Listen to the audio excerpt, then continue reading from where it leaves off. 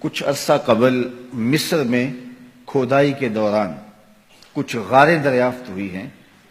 کہ جن کے اندر سونے کی کرسیاں تھیں اور انسانوں کی ہڈیاں ملی ہیں۔ تو ہم تاریخ پڑھتے ہیں تو 6 صدی عیسوی سے قبل مصر میں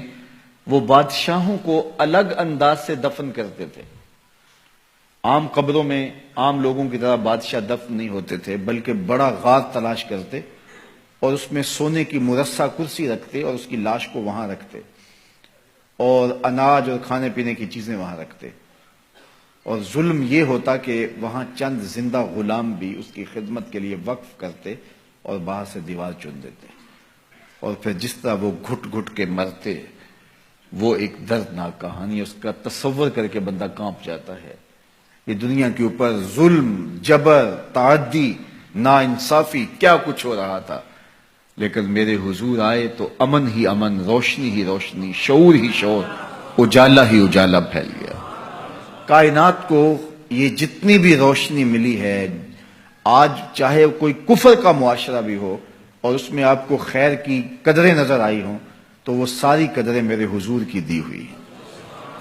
سید سلیم گیلانی نے تو قلم توڑ دیا، نہ خرد کی روشنی تھی نہ جنوں کی آگہی تھی، نہ خرد کی روشنی تھی نہ جنوں کی آگہی تھی، تیری رہبری سے پہلے یہ جہاں جہاں نہیں تھا، تیری رہبری سے پہلے یہ جہاں جہاں نہیں تھا، تیرے آستاں سے پہلے کوئی آستاں نہیں تھا، میں وہ زمین تھی جس کا کوئی آسمان نہیں تھا۔ تو زندگی کا سارا جمال اسی چوکھٹ سے نصیب ہوا۔ تو اس لیے ایک دن کا یا ایک شب کا محفل میلاد محدود نہیں رکھنا، بلکہ اپنی پوری زندگی پر محفل میلاد کو پھیلا لینا ہے۔ ہمارا رواں رواں شکرانہ ادا کرے، ہمارا طرز زندگی بتائے ہمیں حضور کے آنے کی خوشی ہے۔ اگر ان کے آنے کی مسرت ہے اور ان کے آنے کی خوشی ہے تو پھر ہمارا طرز زندگی کیوں نہیں بتاتا کہ ہم خوش ہیں؟ ان کا بتایا ہوا طریقہ، ان کا دیا ہوا نظام حیات ہماری زندگی کا روشن حوالہ ہے اور ہماری زندگی کا نور اور چراغ راہ ہے، تو پھر اس کی روشنی میں ہم جینا کیوں نہیں چاہتے، اس روشنی میں کیوں نہیں ہم چلنا چاہتے؟ تو صاحب میلاد سے محبت اور صاحب میلاد سے پیار اور شکرانے کا ایک انداز یہ ہے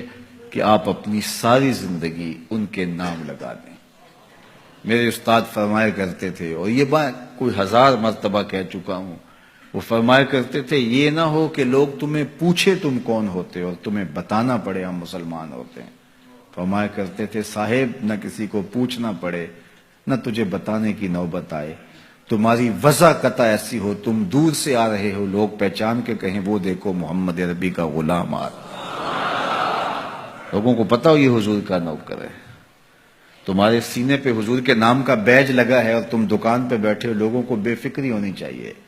اب اس سے 2 نمبر مال نہیں مل سکتا، یہ حضور کا عاشق ہے، کیونکہ اس کے سینے پہ حضور کے نام کا بیج لگا ہوا ہے۔